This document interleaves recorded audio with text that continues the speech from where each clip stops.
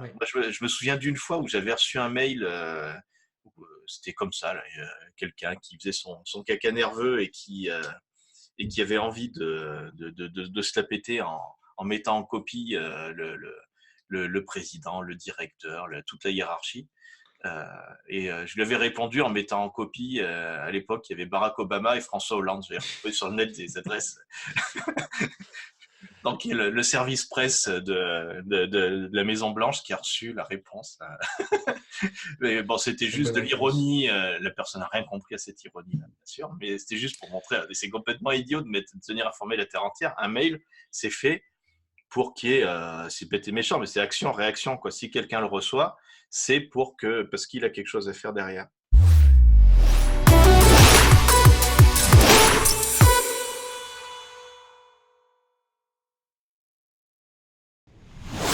Et salut, salut! Ça fait très très très longtemps que j'avais pas fait de vidéo, et ben on va essayer d'y remédier dans les jours, semaines, mois qui suivent.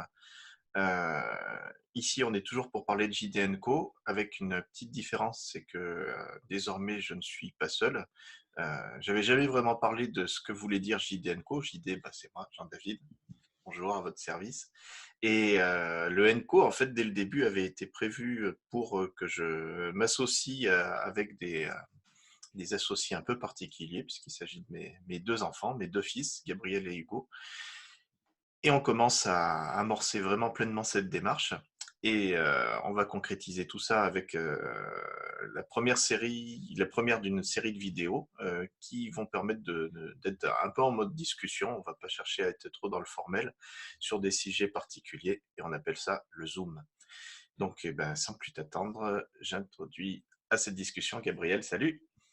Salut, je suis super content qu'on puisse faire ce format et j'espère qu'il sera utile à beaucoup de personnes. Ouais, et puis surtout qu'on se marre un petit peu, on va essayer de faire ça d'une manière la moins formelle possible. Carrément, ouais. C'est ça. Donc, je vous en fais pas plus sur la complicité qu'on peut avoir. On se connaît depuis un certain temps et ça fait un moment qu'en fait qu'on discute de manière informelle sur tous ces sujets, puisque un peu malgré moi, j'ai transmis à mes enfants le virus de tout ce qui est nouvelle technologie. Et on va causer aujourd'hui d'un sujet qui concerne peut-être pas mal de monde sur les bonnes résolutions de rentrée. C'est la façon de gérer ses mails et l'inbox zéro. Gab, bah, je crois que toi, t'étais en plein dedans là, ces derniers jours. Ouais, tout à fait. Moi, je suis en plein en train d'essayer de restructurer, de m'organiser. Et donc, les mails, c'est un vrai sujet parce que quand on s'y intéresse, on se rend compte que vraiment, si on le gère pas ou qu'on s'y intéresse pas, ça peut vite être preneur de temps et beaucoup plus envahissant que ce qu'on pense. Alors, je sais pas s'il y a des championnats du monde du nombre de mails dans sa boîte inbox. T'en avais combien, toi, avant de commencer Alors, ton trip? donc moi, je viens d'arriver à l'inbox zéro hier. J'ai passé 3 jours à vider la boîte et donc j'avais 120 mails, 120 000 mails, pardon, à enlever. Ben oui, c'est pas mal, oui. J'ai enlevé des mails de 2008. De 2008? Oui, Ah la vache! T'arrêtes à retrouver des dossiers sur des amoureuses du collège ou des trucs comme ça, alors? exactement. J'ai retrouvé la promotion de mes Skyblogs. C'était mes premiers pas dans le marketing, je crois. Oui, bah là, je pense qu'on parle d'un souci qui est là pour plein de monde, bah pour moi aussi. J'ai des mails aussi assez anciens. En fait, moi, ça fait un moment que je me pose cette question-là, et puis ça fait un moment que j'ai essayé d'aller vers cette démarche d'inbox zéro. Alors, bon, c'est de l'anglais, mais c'est pas très dur à comprendre. Ça consiste tout simplement à vider sa boîte de réception et donc de se retrouver avec la zénitude absolue qui constitue le matin à arriver, on ouvre son ordinateur et pouf, il n'y a rien dans la boîte de réception. Donc soit c'est que vous êtes vraiment très malheureux et que vous n'avez aucun ami, aucun contact, il n'y a même aucune démarche marketing qui s'intéresse à vous, mais ça c'est très peu probable. Soit c'est que vous avez réussi avec une grande méthodologie à gérer tout ça. Alors, bah, comment t'as fait, toi, Gab, pour passer de 120 000 à zéro? T'as fait un gros drag and drop et hop à la poubelle ou Ouais, alors en fait, j'ai fait des recherches un petit peu sur des méthodes parce que au début, le premier réflexe qu'on peut avoir, c'est un peu comme quand on fait un déménagement, on garde des trucs en disant ouais non, ça peut servir. Et là, il a fallu changer cet état d'esprit et vraiment dire bon, tout ce qui est plus vieux qu'un mois, on va le mettre à la poubelle. Donc, tout ce qui était plus vieux qu'un mois, j'y ai complètement trashé. Je partais du postulat que donc c'était des mails qui étaient soit marketing, soit administratifs, mais qui avaient plus de valeur puisque j'aurais pas été les rechercher. Et donc dans tout ce qui était du mois, donc du 14 août au 14 septembre, j'ai créé plusieurs dossiers en fait de classement dans mes mails.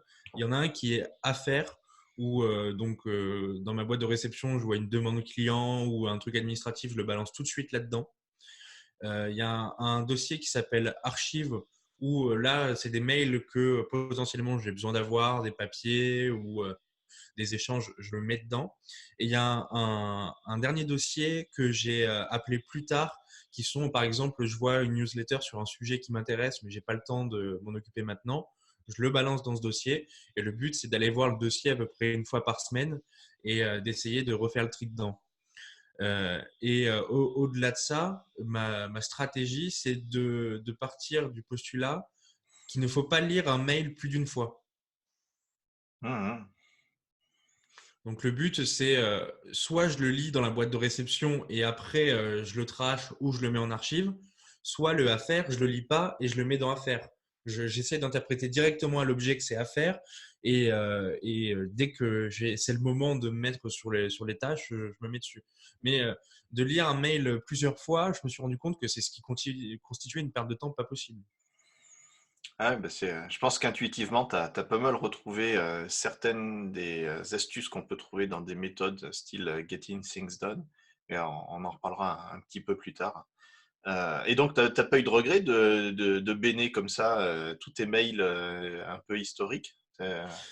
Si, parce que tu te dis toujours que une fois, ça pourrait être marrant d'aller regarder des vieux mails ou ça garde des mails, des échanges des anciens projets. Mais au bout d'un moment, je refais le parallèle avec un tri ou un déménagement. C'est comme si tu gardais tes affaires depuis que tu as un an, quoi. Au bout d'un moment, c'est plus possible et il faut arrêter de pousser la poussière sur le tapis. Moi, j'en étais arrivé à une aberration où en fait, tous les matins, j'ouvrais mes mails juste pour pas avoir la bulle du nombre de mails qui me restait. Je lisais quasiment plus aucun mail, quoi. Donc, Ah bah, c'est vrai que c'est complètement envahissant en fait si on se demande pourquoi on fait cette démarche, c'est avant tout parce que c'est complètement envahissant pour l'esprit et pour le fonctionnement. Il y a eu plusieurs études faites en entreprise qui disaient que il y avait quasiment 20 à 30% du temps salarié, donc du temps qui est rémunéré et consommateur en pognon pour les chefs d'entreprise, qui est consacré à la lecture ou à l'échange de mails. Donc bien sûr, dans l'ensemble, il y en a une bonne partie qui sont indispensables, même s'il y a certaines entreprises qui ont un peu trop la culture du mail. Mais d'une manière générale, c'est complètement envahissant. Le premier truc, d'ailleurs, c'est pas que pour les mails, c'est que ça interrompt sans arrêt. Et on sait depuis longtemps que le seul moyen de faire un boulot à peu près correctement, c'est de le faire dans une espèce de tunnel où on ne fait que ça, on n'est pas interrompu, on n'a pas le cerveau qui est sans arrêt en train de switcher d'un sujet à l'autre. Et si on a des notifs sur ces mails arrivants, bah, c'est une excellente excuse pour être interrompu toutes les 5-10 secondes. Ça, bah, on n'y peut rien, et c'est pas parce qu'on a une inbox zéro qu'on va avoir moins de mails. On discutera peut-être tout à l'heure sur comment faire, mais c'est un premier symptôme qui fait que le mail est quelque chose qui est très envahissant pour l'esprit et non seulement très chronophage, mais fait disperser la concentration au cerveau. On a le temps perdu à aller dans sa boîte mail, à regarder, à dire ah ça va pas, et puis on a le temps où le cerveau, bah, il peut pas immédiatement passer d'un sujet à l'autre. On n'est pas des surhommes, et dès lors qu'on switch, ce que naturellement les gens qui bossent aujourd'hui font très souvent, trop souvent, mais à chaque fois il y a un temps pour se dire ah oui j'en étais où, alors oui c'est ça, bon allez je m'y remets, et cumuler, cumuler, cumuler, ça fait perdre énormément de temps. Et moi, j'ai désactivé le relevé automatique. ah ouais, carrément, t'es un warrior, toi, hein. Je teste, mais d'une manière générale, j'essaie de fermer le plus d'apps possible, que ce soit chat ou quoi, quand tu es sur une tâche, parce que déjà, d'une manière générale, même si c'est pas trop le sujet, mais sur mon téléphone, j'ai aucune notification. Sur le Mac, c'est pareil, les notifications sont complètement désactivées. Je pense que d'une manière générale, en fait, les notifications, ça marchait bien au début des smartphones, autant pour les mails que pour les apps, parce qu'il y en avait peu. Mais maintenant, c'est tellement trop que c'est une aberration de les laisser, quoi. Ah, les notifications, c'est vraiment une plaie en soi, oui.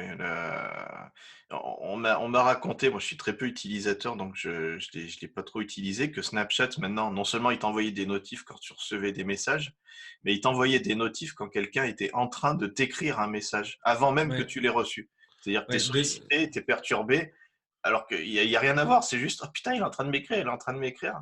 c'est C'est ça. dingue, quoi. C'est la notification poussée à son paroxysme. 2 notifs par message, dont une notif qui peut potentiellement être inutile, parce que sur Snapchat, c'est hyper facile d'écrire un message, enfin de le commencer sans faire exprès. Donc, il y a une notif sur 2 qui n'aboutit pas sur un message, en fait. Et donc, il y a ton chat qui marche sur le téléphone, ça envoie une notif. Exactement. Oh là là. Mais Et puis, euh, je pense que le mail aussi, il a un autre gros désavantage, mais qui est vraiment lié à de la culture d'entreprise. Moi, bon, il faut dire que je suis en retard sur plein de trucs, donc c'est un peu normal qu'on me fasse ce coup, mais on reçoit régulièrement des mails avec marqué en énorme dans le sujet, majuscule urgent, urgent, urgent. Heureusement qu'il n'y a pas la possibilité de mettre des sujets de mail en rouge clignotant, sinon les gens le feraient. Et, euh, et ça apporte, il me semble, un truc qui est très dommageable, c'est la confusion entre ce qui est urgent et ce qui est important. Euh, Moi, je me fais avoir à tous les voyages parce que j'ai des clients qui me sollicitent et ils ont leurs urgences à eux. Euh, mais on se retrouve tout de suite avec le mail, avec le côté un peu anxiogène que ça peut avoir de recevoir des trucs comme ça, de faire passer l'urgent avant l'important, et ce qui, à court terme, permet de résoudre les soucis, mais un peu comme si on pissait sur un incendie pour l'éteindre, mais qui en fait, dans le fond, ne résout rien, parce que on sait bien qu'on peut mettre des bouts de colmatage pour tenter de résoudre un problème, mais à un moment donné, il faut faire un travail de fond, et c'est ce que j'appelle l'important, ou c'est ce truc de fond qui doit être fait pour éviter d'avoir l'urgent. Et le mail fait tout, en fait, dans sa forme et dans la façon dont il est utilisé pour mettre l'urgent avant l'important, ce qui fait qu'on passe sa vie à colmater des brèches et jamais faire le boulot qui pourrait permettre de faire des choses plus au carré. j'écoutais un discours de quelqu'un qui parlait justement de ça et qui disait que, en fait, un mail ne pouvait pas être urgent. Partez du postulat, à partir du moment où une information, une demande est envoyée par mail, ça ne peut pas être urgent. Parce que tu ne peux pas savoir est-ce que la personne que tu sollicites est disponible, est-ce qu'elle va le lire tout de suite, est-ce qu'elle va le réaliser. Si c'est urgent, il faut prendre le téléphone. Ah bah c'est pour ça que je reçois des trucs urgents sans arrêt, c'est que je réponds jamais au téléphone. Voilà, c'est un autre problème. Mais, euh, mais en tout cas, le mail, je pense, c'est un très très mauvais outil pour traiter de l'urgent. Pour traiter de Ah. l'important, oui, mais pour traiter de l'urgent, Enfin, le résumé de tout ça, moi, c'est une lutte au quotidien. J'essaye de le faire au mieux, mais j'y arrive que partiellement. C'est d'arriver à chasser les interruptions permanentes qu'on peut avoir, les notifs, les mails, et puis d'une manière générale, tout ce qui peut me détourner de mon objectif sur les tâches que je vais effectuer au jour le jour, et puis le, le fait de, comme je disais, de pouvoir se concentrer euh, pour faire une tâche d'un point A à un point B sans être interrompu sans arrêt. Euh, tu connais les méthodes Pomodoro? oui, oui, oui, j'ai essayé. Ouais. Donc ça consiste en très résumé de s'imposer d'avoir un tunnel où on ne fait qu'un truc. Je crois que le Pomodoro de base, c'est 25 minutes. Et donc pendant 25 minutes, on a un chronomètre. Euh, le truc s'appelle Pomodoro, parce que je crois qu'en italien, ça veut dire tomate. Et là-bas, en Italie, ils ont des chronomètres de cuisine qui sont sous forme de tomates en plastique. Et donc, on met le chrono, 25 minutes, et pendant ces 25 minutes, on s'interdit de faire autre chose que la tâche qu'on est en train de faire. Et après, on s'accorde une petite pause et on repasse à autre chose, etc. Et bon, c'est un peu formel comme méthode, mais c'est un cadre qui permet, je pense, de retrouver ce côté concentration. Ça a essayé, je pense que ça convient pas à tout le monde. Moi, je sais que ça me convient pas parce que j'ai du mal avec le fait de chronométrer tout ce que je fais et de devoir arrêter au bout de 25 minutes alors que potentiellement ça en demandait 35 ou 15. Hmm. Mais ça a essayé au moins pour l'expérience. Bah, c'est ça, il Et faut plus le prendre sur la philosophie du truc que sur manière rigoureuse, quoi. On s'en fout que ce soit 25 minutes. C'est pour se familiariser petit à petit avec l'idée d'être dans la concentration, d'être dans le flow d'un travail. Et pour compléter ça, je pense que le relevé de mail et la lecture des mails et le tri, etc., il faut vraiment le considérer comme une tâche. C'est pas quelque chose qui peut nous accompagner tout au long de la journée, quoi. Pour moi, Alors c'est une tâche à part entière. ça nous amène à un autre sujet, c'est que à la limite, vider sa boîte, c'est facile. On fait un gros, on met tout à la benne et puis on gère l'hyper-urgent. Mais la vraie question, c'est comment on fait pour tenir, comment on fait pour maintenir cette boîte à peu près propre. Euh, en général, c'est ce qui se passe. À chaque fois, c'est ce qui est arrivé quand j'ai fait de l'inbox zéro, c'est que je me suis fait un gros coup de kiff en ayant le zéro mail dans la boîte pendant un jour. Et puis après, ça réenfle, ça réenfle. Euh, Moi, j'en ai pas 120 000, mais c'est vrai que sans discipline, j'arrive assez facilement à avoir un petit millier de mails dans la boîte. Euh, qui sont beaucoup en fait sur une grande confusion qui consiste, et ça je pense qu'énormément de gens le font, et ça pose plein de problèmes, ne serait-ce qu'en termes de sécurité des données, qui utilisent leur boîte mail en fait comme un espace de stockage. C'est là où il y a toutes les données sur les dossiers. Moi le premier, je me fais avoir avec ça. J'ai un client qui m'envoie un PDF qui décrit un projet. Le PDF, il me l'envoie par mail, donc eh ben, la solution la plus rapide, mais qui est assez dangereuse, c'est de dire bah, le mail va servir de stockage au PDF, point. Et puis, quand je voudrais le PDF, j'utiliserai le moteur de recherche de mon mail. Et il faut vraiment réfléchir à comment on peut maintenir cet état de fait. Et c'est là où je voulais reparler un petit peu de la méthode GTD ou des dérivés qu'on peut avoir par rapport à la gestion de sa boîte mail, de sa boîte de réception. En fait, il y a deux principes que je trouve pas mal et qui ressemblent pas mal à ce que tu dis. En fait, le premier principe, c'est que si une tâche prend moins de 1, 2, 3 minutes à être réalisée, ben, au lieu de la mettre dans une liste de trucs à faire, de la classer, de machin, ben, on la fait. Terminé. Ce qui, c'est, c'est toujours ça de moins à formaliser.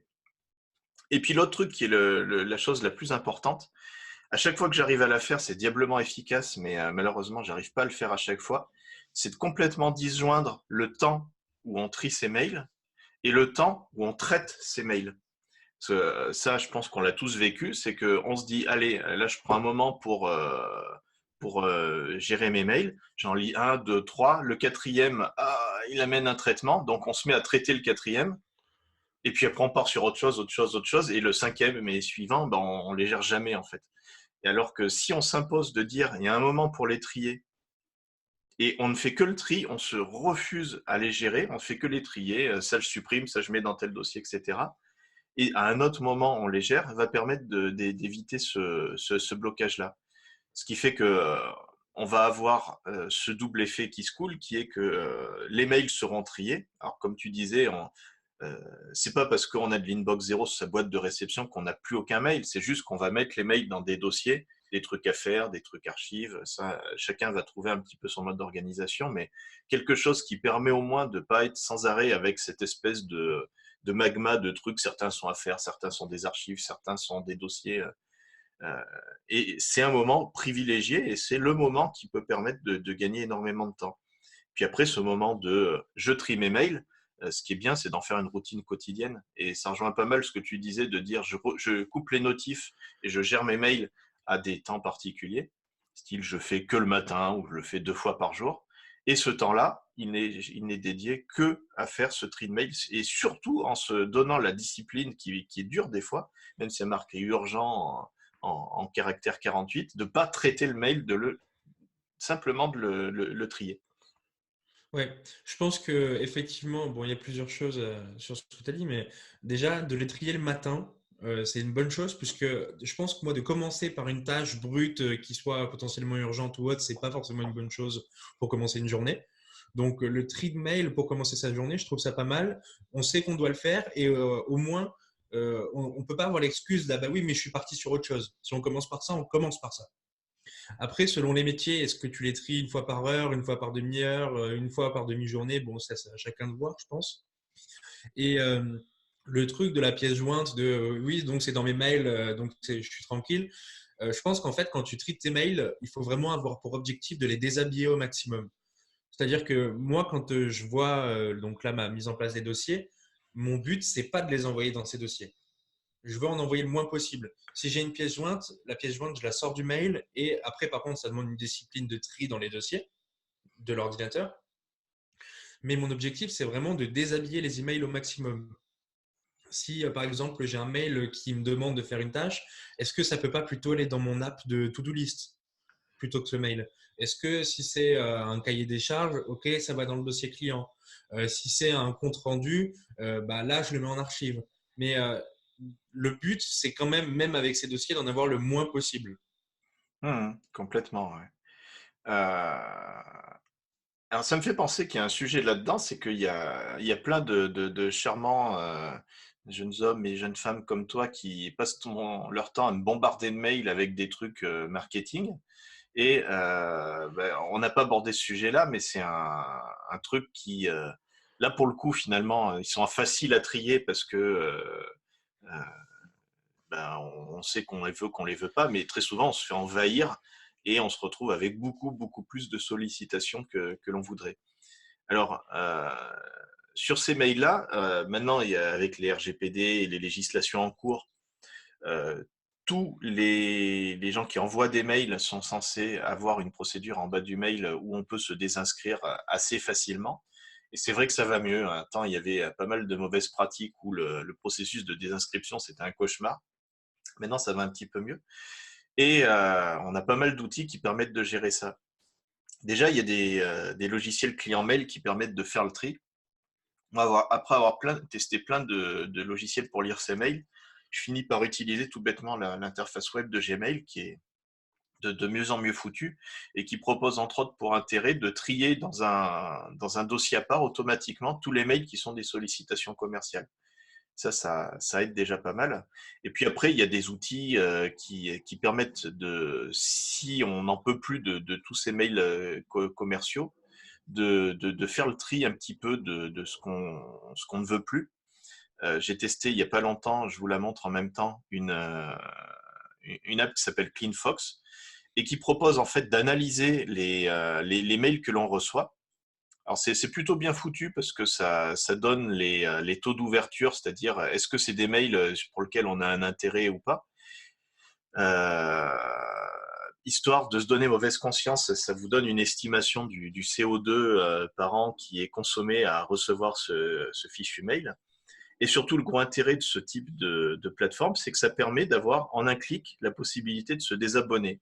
Donc après, ça c'est une plateforme, ils se démerdent pour avoir un système qui permet d'automatiser sans que vous ayez à aller sur cliquer, désinscrire, faire la démarche, pour vous désabonner de ces divers mails-là. Quand on est vraiment complètement envahi, ça peut être un outil qui est assez utile pour pouvoir reprendre la main au moins sur ces aspects mails commerciaux où on peut être très très très envahi. Quoi. Je ne sais pas quelle proportion tu as de mail marketing, mais ça peut vite devenir énorme. Alors, moi, je suis pas aussi tranché que toi parce que déjà, il y a deux aspects. Bon, il y a C'est l'aspect toi que qui quand envoies les tu… mails, ça te fait du Ouais. mal qu'on les supprime. Non, il y a l'aspect que quand tu fais du marketing, ça te sert à faire du benchmark. Mais il y a surtout l'aspect que depuis que j'essaye de mettre en place ma nouvelle routine de mail et que le but, c'est vraiment de traiter les mails, en fait, je me rends compte que j'ai plein de trucs intéressants dans ma boîte de réception qui arrivent tous les jours. Bon, il y a bien sûr des trucs pas intéressants, hein. Ça, je les repère assez facilement et je les supprime tout de suite. Mais je pense qu'après, il faudra aussi prendre un moment pour se désinscrire des trucs qu'on supprime tous les jours, quoi. Je pense qu'un bon signal, c'est déjà rien que si on voit le nom et qu'on supprime tout de suite, euh, il faut prendre 10 secondes pour se désinscrire parce que c'est inutile de le conserver. Mais au-delà de ça, en fait, si on prend le temps de lire les mails, on se rend compte qu'on reçoit plein de choses intéressantes. Ah, mais ça, Mais il c'est. faut, il faut arriver à prendre le truc de dire j'ai envie de lire ce qu'on m'envoie. Ouais, mais ça, c'est parce qu'on idolâtre les mails de Jean Rivière, c'est pour ça. C'est pour ça, si tu nous écoutes. Jean, ouais, c'est sûr que tout n'est pas acheté. Et une appli Kinfox, je pense, c'est pas utilisé au quotidien, c'est vraiment à utiliser en cas d'urgence. Si vous vous retrouvez complètement envahi parce que vous avez des années d'historique de mailing list auquel vous êtes inscrit et vous n'avez jamais fait le tri, ça peut être une solution. Mais le mieux, c'est quand même de les lire un minimum et puis de faire le tri au cas par cas. Alors qu'avec un CleanFox, c'est vrai qu'il n'y a aucun lien entre la qualité du mail qu'on reçoit et le bouton de désinscrire. Donc, Ouais. c'est un peu frustrant pour les gens qui se sont embêtés à les envoyer. Je pense surtout que c'est bien pour effectivement en cas d'urgence où ça devient plus possible, mais c'est surtout quand on est lancé dans le truc, on est vite lancé de se désabonner d'un peu tout et en fait se retrouver avec plus rien de newsletters qui potentiellement avaient du contenu qu'on aimait bien, mais que sur le moment on s'est dit bah tiens juste pour cleaner, je vais supprimer plein de trucs quoi. Un autre sujet que je voulais aborder, c'était aussi, là cette fois-ci, c'est pas les mails de sollicitation commerciale, c'est les mails plutôt qu'on va recevoir dans un cadre d'entreprise ou quand il y a des groupes projets avec plein de gens inclus. Il y a une fichue mauvaise pratique qui est de forwarder les mails à la terre entière. Euh, j'ai bossé dans l'administration, ils sont grands spécialistes de ça, mais il n'y a pas que. Où tu reçois un mail, en général, c'est un mail pour faire une réclamation pas très aimable, et la personne qui l'envoie met en copie la moitié de l'entreprise, euh, ce qui déjà donne une idée de le ton du mail. C'est juste en fait pour mettre la pression en disant ah, tu regardes là, il y a le PDG qui est en train de lire le bashing que je suis en train de faire de toi, donc tu as intérêt à réagir. Bon, humainement, c'est pas très grand, mais soit. Et puis surtout, c'est que si tout le monde pratique ça, on se retrouve à recevoir des centaines de mails. En fait, on n'a rien à fiche. C'est simplement quelqu'un qui a voulu mettre en copie ou copie cachée la moitié de l'entreprise pour rien, sans raison particulière. Ouais. Moi, je me souviens d'une fois où j'avais reçu un mail. C'était comme ça, là, quelqu'un qui faisait son caca nerveux et qui avait envie de se la péter en mettant en copie le président, le directeur, toute la hiérarchie. Je lui avais répondu en mettant en copie, à l'époque, il y avait Barack Obama et François Hollande. J'avais retrouvé sur le net des adresses.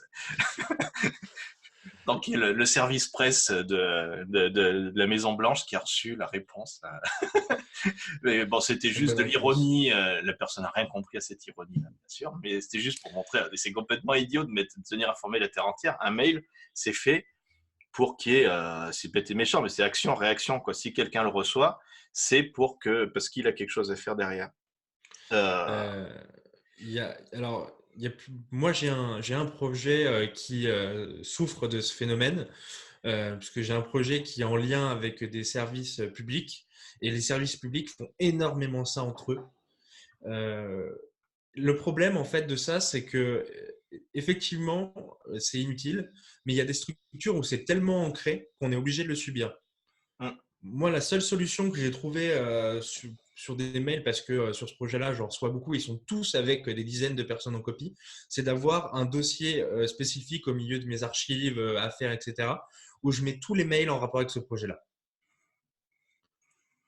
mais on peut même Mais automatiser. En fait, suivant le client mail que tu as, tu peux avoir des règles qui permettent de dire si le mail est at teladministration.fr, pouf, automatiquement, c'est rerouté dans tel ou tel dossier. je crois que tu peux même mettre les mails où tu es en CC dans un dossier automatiquement. Ouais. Mais ça amène un problème plus large pour moi. Déjà, la première chose, c'est qu'il y a une stat qui dit, je crois, la moitié des mails qu'on reçoit en entreprise ne nous concernent pas. Enfin, pas directement, ce qui est absolument incroyable en perte de temps et d'efficacité pour les entreprises. Mais c'est surtout, je pense que la prise de conscience de chacun qui utilise le mail, parce que d'écrire un mail, ça peut prendre 2 minutes, mais il faut avoir conscience de l'impact tant que ça a aux gens qu'on l'envoie. Et si on l'envoie à des CC inutiles, déjà si on l'envoie au destinataire, il faut avoir conscience que le mail qui nous a pris 2 minutes, lui, il va falloir qu'il le traite, etc. Ça va lui prendre plus de temps.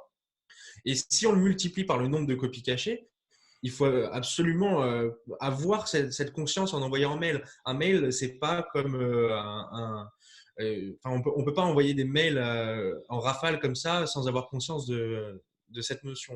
Enfin, pour moi en tout cas. Hum. Ben, je pense que je ferai un épisode entier dédié à ça, mais il y a un formalisme que j'aime bien, qui est le nom est un peu moisi, ça s'appelle la matrice RACI, RACI. D'accord. Euh, En fait, ça veut dire Responsible, Accountable, Consulted et Informed. Ça consiste à dire qu'à chaque fois qu'on lance un projet ou une branche de projet, on écrit RACI et puis on définit qui est responsable du projet, qui est accountable, qui doit faire le taf, qui doit être consulté, qui doit être informé. Et on le définit une fois pour toutes, et après, il n'y a que ces gens-là. Le responsable, il n'y en a qu'un. Les accountables, il peut y en avoir deux, trois, mais guère plus. Et les autres, en fait, ils reçoivent les informations parce que il a été défini que soit ils doivent être consultés dessus, donc ils doivent dire OK, pas OK sur les décisions. Et il y a des gens qui sont documentés comme devant être informés. Mais il n'y a que cela. Donc ça ne va pas limiter forcément les CC en masse, mais au moins on sait à l'avance qui ça doit être. Mais Ouais. ça dépasse l'organisation par mail. Je ferai, je pense, un sujet dédié à ça l'un de ces jours. Ouais. Et il y a deux éléments aussi qui concernent donc la prise de conscience quand on envoie un mail. Il y a des petites techniques pour que la personne qui reçoit le mail puisse la traiter plus vite. Moi, il y a des choses que je vais essayer de m'imposer. Par exemple, avant un mail, dans l'objet, entre crochets, vous pouvez mettre est-ce que c'est à traiter, est-ce que c'est pour information. Ça permet déjà pour l'utilisateur qui le reçoit de tout de suite interpréter ce qu'il doit faire de ce mail-là. Et surtout, le plus important, quand vous commencez un mail, moi je pense, et je vais vraiment essayer de le mettre en place, c'est de dire dès le début du mail ce qu'on attend à la fin du mail. C'est-à-dire si on veut l'avis de quelqu'un sur un contenu, on le dit en premier. Parce que sinon, la personne va lire le contenu, ensuite elle va lire qu'on veut un avis, elle va le relire. Et c'est pas quand, ouais. Du coup, c'est de dire est-ce que c'est pour avis, est-ce que c'est pour information, est-ce que je veux un retour sur un point précis, mais de commencer le mail par ça. Comme ça, la personne, elle sait tout de suite ce qu'on attend d'elle. Ça dépasse un peu l'inbox zéro, mais pour moi, c'est vraiment le mail est une utilisation beaucoup plus complexe que ce qu'on peut penser. Et ça, c'est des bonnes pratiques à mettre en place, je pense. Mais ça peut faire partie que de la culture d'entreprise. Ça dépend de la façon dont les gens envoient les mails. Mais je pense qu'il faudrait faire un permis de conduire de l'envoi de mail. Les gens font un usage tellement délirant qu'il y a beaucoup, beaucoup à dire. On pourrait organiser des séminaires sur ce sujet. Je pense que ça serait assez Mm. riche. Ouais, Euh, parce que le mail est une démarche très simple à envoyer, mais après, l'utilisation, il peut y avoir mille utilisations possibles. hmm. Tiens, je t'ai pas demandé, mais tu utilises quoi comme client mail, toi? Alors, j'étais sur Airmail, mais en fait, Airmail, pour le tri par catégorie, j'ai trouvé ça absolument horrible. Airmail, Et c'est du une coup, app pour Mac, c'est ça? ouais, tout à fait. Et du coup, je suis repassé sur le client mail de Mac, mais qui a un défaut principal, c'est que sur CCC, justement, où on ne l'a pas dit, mais en plus, il y a des réponses de tout le monde qui répondent à tout le monde, le fameux répondre à tous. Pour ça, mail, c'est hyper compliqué de comprendre la chronologie d'un mail, en fait, où il y a plein de personnes qui répondent. Ah bah c'est ça qui est assez atroce, oui, c'est que la hiérarchie des mails, en plus le truc classique, c'est la réponse en off où la personne te répond mais en dégageant la moitié des gens qui étaient en CC parce qu'elle veut te dire un secret. Et donc ça apparaît en plein milieu du thread, mais en fait c'est une sous-branche dédiée et puis il y a des gens qui vont répondre qu'à ce mail-là et d'autres, enfin c'est un truc, Et puis, on devient complètement dingue. et puis, vu que dans les répondre à tous, évidemment, il y a l'historique qui se remet dans le mail à chaque fois. Mais du coup, là, moi, je suis dans une boucle de mail en ce moment d'une dizaine de personnes où chaque personne répond une à deux fois par jour. Je comprends plus rien. C'est impossible à comprendre. Mais de manière plus générale, il y a aussi autre chose que j'ai lu comme méthode et qui peut être intéressant. C'est si au bout de trois échanges, que ça soit en CC, bon déjà en CC, le répondre à tous, il faudra enlever cette fonction, je pense. Mais dans un mail, même en one-to-one, si au bout de trois échanges, il n'y a pas de résultat, on prend le téléphone ou on prend une visioconférence ou on programme un rendez-vous, mais on ne peut pas continuer par mail. Mmh. On en parlera, je pense, peut-être plus tard, mais soit on bascule sur un outil de chat, de discussion immédiate, mais le mail, c'est pas un outil pour échanger en direct, quoi. Bah, c'est là aussi où je voulais en venir pour la dernière partie de cette causerie, c'est que le mail, à un moment donné, a ses limites. C'est un truc qui a été inventé à la fin des années 60 par des gros geeks barbus, pattes d'éléphant. Euh, c'est quand même, ça atteint sacrément ses limites dès lors qu'on veut en faire un vrai outil de productivité. Et il y a des entreprises, je ne sais plus laquelle, je crois que c'était celle qui était dirigée par un mec qui s'appelle Thierry Breton, entre autres, qui a décrété que dans l'entreprise, il n'y avait plus de mail. On devait entièrement utiliser des outils de collaboration autres. Et c'est une démarche un petit peu radicale, mais qui finalement peut amener ses fruits parce qu'on se rend compte que très souvent, la solution à tous ces problèmes d'organisation, c'est pas d'utiliser des mails mieux, parce que il y a une partie des choses qu'on dit qui sont basées sur le fait que on va faire en sorte que les gens fassent les choses bien et ça va aller. Mais les gens font jamais les choses bien, ça arrive jamais ce genre de truc. Ou alors, on a des outils qui utilisent un paradigme différent et qui vont permettre de faire les choses complètement différemment du mail et donc ça amène d'autres pratiques. Alors, il y a tout un tas d'outils et ça serait difficile d'en faire un benchmark complet ici, mais il y a plein d'outils qui permettent de faire les choses de manière un petit peu différente. Je pense à Slack en particulier, qui est pas mal utilisé dans le milieu des devs et du numérique au sens large, qui reprend un formalisme plutôt orienté fenêtre de chat, mais du chat organisé dans des canaux dédiés, etc., ce qui va permettre d'avoir un historique. Et on peut avoir, pour prendre l'exemple de la discussion avec plein de gens, et à un moment donné, on fait une aparté à une personne en particulier, ça va être dans deux canaux différents. Il va y avoir le canal du projet où il peut y avoir un brouhaha avec plein de gens qui discutent. Et puis dès lors que tu veux faire un aparté avec quelqu'un, bah, c'est dans un autre canal où tu as juste une personne ou deux, trois, et dans lesquels tu vas avoir cette sous-discussion qui sera complètement détachée des autres. Et puis là, Et c'est je rajoute juste sur Slack que pour la gestion des pièces jointes, c'est aussi hyper pratique. On en parlait tout à l'heure, si vous n'arrivez pas à déshabiller un mail et classer vos pièces jointes, le moteur de recherche Slack pour les pièces jointes, c'est vraiment un truc hyper utile.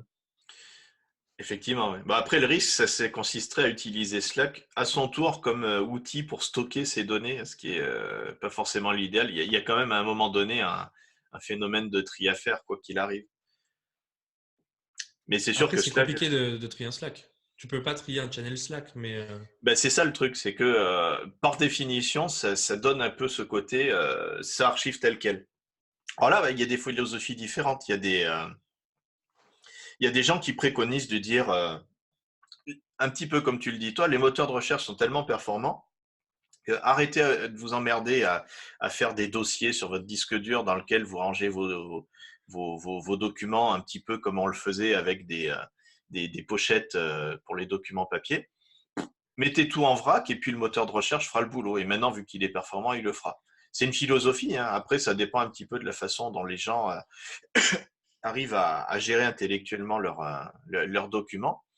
Mais si on préfère avoir un usage qui est quand même d'avoir un minimum de tri, et ça peut être utile ne serait-ce qu'à des fins d'archives. Il ne faut pas oublier que Slack, c'est du SAS d'une boîte qui n'est pas la vôtre, quoi. Vous pouvez être amené à mettre vos données les plus cruciales sur un service qui n'est pas à vous. Mais bon, vu le pognon qu'ils ont, il y a fort peu de chances qu'ils mettent la clé sous la porte demain, mais ils peuvent changer de modèle ou on peut être amené à se dire finalement c'est pourri, je vais utiliser un autre outil. Et ben, on va perdre toutes ces données-là. Et autant effectivement, je peux comprendre, et puis je le fais moi-même souvent, que on ne trie plus les données parce que les moteurs de recherche sont performants. Autant à un moment donné d'avoir au moins à des fins d'archives sa version à soi qui est triée à sa manière et surtout sur un média dont on maîtrise le contenu et on sait que ça dépend que de soi, que ça le gère, c'est quand même intéressant. après Slack, je dis pas que c'est la solution autant en gestion de pièces jointes qu'autre chose, mais c'est moins pire que le mail. Après, effectivement, le mieux, c'est de trier sur son disque dur, mais s'il fallait y aller step by step, je pense que c'est une bonne étape. De toute façon, tout est moins pire que le mail, mon pauvre ami. C'est vrai. Je reviens aussi à ce que tu disais tout à l'heure. Tu disais le mail, on veut en faire quelque chose de productif ou pour essayer d'améliorer, mais le mail sera jamais productif. Pour moi, c'est quelque chose de. Il n'y a pas plus contre-productif, surtout quand on bosse dans le numérique, que le mail ou même dans n'importe quel métier. Mais on est obligé de le subir. Mais il faut pas voir, je pense, l'approche comme je vais essayer d'être plus productif avec mes mails. C'est pas Voilà. possible, quoi. Complètement, ouais. On va pouvoir le mettre en bannière de cette vidéo. Le mail ne sera jamais productif. Ouais, c'est ça. À part Slack, tu as d'autres outils en tête que tu pourrais préconiser? Trello, hyper pratique pour stocker de l'information quand on bosse en équipe et qu'en plus on peut lier à Slack. Hum, Bon, ce qu'il fait un peu double notif, mais le risque de Trello, c'est en général qu'on l'utilise. Enfin, il y a une personne qui l'utilise et les autres ne voient pas forcément. Donc, de le relier à Slack, c'est intéressant parce que ça notifie tout le monde. Et moi, j'utilise Wunderlist pour ma to-do list qui fonctionne très bien. Et en plus, qui est en lien avec l'iPhone et le Mac. Je crois qu'il y a une version PC aussi. Et c'est gratuit et ça permet de trier en fait des tâches par dossier. Donc moi, j'ai des dossiers projets. Dans chaque projet, je me mets des tâches et on peut rajouter plein d'informations, des pièces jointes, des échéances, des personnes, des descriptions. Et je trouve ça hyper pratique. Alors, je me demande s'il n'y a pas un truc avec Wunderlist. Ouais, c'est ça. En fait, Wunderlist a été racheté par Microsoft il y a quelques temps. C'était un éditeur indépendant et donc Microsoft l'a racheté, mais a annoncé cet été que l'app ne sera plus suivie. En fait, ce qui les intéressait, c'était de choper la techno et de l'intégrer dans leurs outils à eux, dans de l'Outlook, du Cortana et ce genre de choses. Et petit à petit, Wunderlist risque fort d'être abandonné, ce qui est bien dommage puisque c'était une appli assez sympa. J'ai vu passer la semaine dernière un appel de l'ancien patron de Wunderlist qui demandait à Microsoft s'il ne pouvait pas racheter la structure et le nom pour en fait le relancer à nouveau de manière indépendante, par peur justement que ça soit complètement abandonné. Moi, j'ai fait plein d'apps de to-do list. J'en ai jamais vu une aussi bonne que celle-là, donc c'est dommage du coup. Parce Bah que ouais, ouais. à chaque fois, en fait, soit c'est juste une liste et on peut cocher, soit c'est une usine à gaz pas possible et c'est encore pire que le mail quoi au final. Alors que là, c'était vraiment hyper simple d'utilisation et enfin très ergonomique quoi. Mm-mm. Mais Le, pour moi, le combo gagnant, c'est Slack, Trello et une to-do list comme Wunderlist. Ouais, je suis assez d'accord. J'utilise aussi beaucoup Trello qui amène ce côté plus organisé, où là, effectivement, c'est très complémentaire à Slack parce qu'il y a beaucoup moins le côté interactif. Par contre, il y a euh, un format par étiquette qui permet de vraiment gérer et organiser les choses comme on le veut. Donc, on continue à avoir le syndrome où ces documents sont stockés sur le disque dur de quelqu'un qu'on ne maîtrise pas. Surtout qu'il y a beaucoup de gens qui utilisent Trello en gratuit parce que c'est encore suffisamment complet, même en version gratuite, mais logiquement, ça va être restreint de plus en plus. Mais par contre, sur ce côté organisation, c'est très complémentaire de Slack. Et en parallèle à ça, moi, j'utilise non pas Wunderlist, mais Things, qui est purement univers Apple. Je ne crois pas qu'il y ait de version PC, c'est qu'une app Mac et iOS, et qui pour moi fait bien le taf. Après, c'est un petit peu le syndrome de, une fois qu'on s'est posé la question par quoi remplacer le mail, en fait, on s'aperçoit qu'on se retrouve à gérer plusieurs outils en remplacement du mail, chacun ayant un usage un peu spécialisé. Et ça peut un peu perdre les gens parce qu'ils peuvent arriver à la nostalgie du mail qui était un peu ce truc un peu tout-terrain, qui marchait pour tout et n'importe quoi, avec tous les énormes défauts qu'on a listés. Et quand en culture d'entreprise, on se retrouve à devoir appréhender 3, 4, 10 outils en remplacement du mail qui était très simple d'approche, ça peut un peu amener à confusion. Et puis, l'autre effet un peu pernicieux des apps, moi que j'ai bien vécu, c'est qu'il y a des effets de mode et on se retrouve très régulièrement à devoir migrer d'un endroit à l'autre ces dossiers. Moi, je me souviens, il y a eu la mode de Basecamp, un temps tout le monde était sur Basecamp, puis après on est passé sur Slack, on migre sur Slack. Il peut y avoir plein de choses qui perturbent là-dessus. Mais ça, c'est des défauts qui ne doivent pas camoufler l'essentiel, qui est ces outils sont tous, même si on n'en utilise qu'un seul, bien plus performants que le mail en soi. Et ce qui est sûr, c'est que trop d'outils tue l'outil. Mais c'est pour ça que j'aime Slack, en fait, c'est que ça permet de centraliser plein d'outils. Bon, il y a des choses qui ne se connecteront pas, mais par exemple, un Dropbox, ça peut se connecter à un Slack, un Google Drive, pareil. Et du coup, ça permet d'avoir une espèce de point de rassemblement où il y a un peu tout. Moi, j'ai l'exemple, par exemple, d'Evernote, que je trouve génial, mais que j'utilise extrêmement mal et qui est devenu contre-productif pour moi. C'est qu'en fait, Evernote, au début, je me disais, ah ouais, c'est super, je vais pouvoir classer des contenus qui sont un peu plus longs que des mails ou des rédactions, etc. Et en fait, je me suis retrouvé à avoir plein de notes où j'avais pas mis de nom, je savais même plus ce que c'était. Je notais ma liste de courses à droite à gauche et j'ai 300 templates Evernote avec 4 mots par template, quoi. Et je pense que c'est valable sur tous les outils. Il n'y a pas une bonne manière. C'est chacun doit appréhender les bons outils et les bonnes pratiques et tester sur des process. C'est comme Trello. Trello, il y a 80 façons différentes de structurer ses cartes, par exemple. Et tout ça, ça fait des sujets de discussion à venir, je pense. Oui. Un petit mot de la fin pour conclure cette séance qui, je pense, a été très riche. Ouais. Déjà, si vous avez des méthodes, que vous avez réussi à appliquer ou que vous n'avez pas réussi à appliquer, n'hésitez pas à les partager. Ce sera toujours intéressant de débattre et de voir comment chacun s'organise et essaye au mieux de traiter ce problème qu'est les mails. Et surtout, moi, ce que je vous invite à faire, je vous lance le Inbox Zero Challenge où pendant 30 jours, on essaye de garder son inbox zéro en quittant son poste de travail le soir. Et on verra si on arrive à se créer une habitude. Donc, moi, je commence aujourd'hui et on va voir si on arrive à se créer cette habitude et ce que ça peut donner. Je suis obligé de suivre. Ah, merde. Ouais, Ouais, mais effectivement, c'est beaucoup de ce qu'on a dit, c'est des questions d'habitude et rien de tel pour forger une habitude de se forcer pendant un temps. Et le truc de 30 jours est pas mal d'un point de vue mental pour graver ça dans sa routine quotidienne. Bon, ben, c'était bien cool. Merci beaucoup. Je pense qu'on a échangé pas mal d'infos. On n'a bien sûr pas été complet, mais on a dit pas mal de choses qui peuvent aider les gens. Euh, c'est à ce moment-là que je fais mon YouTuber, mon animateur de réseaux sociaux. Mettez un énorme pouce, faites la cloche, tout ça, tout ça. Enfin bref, ouais.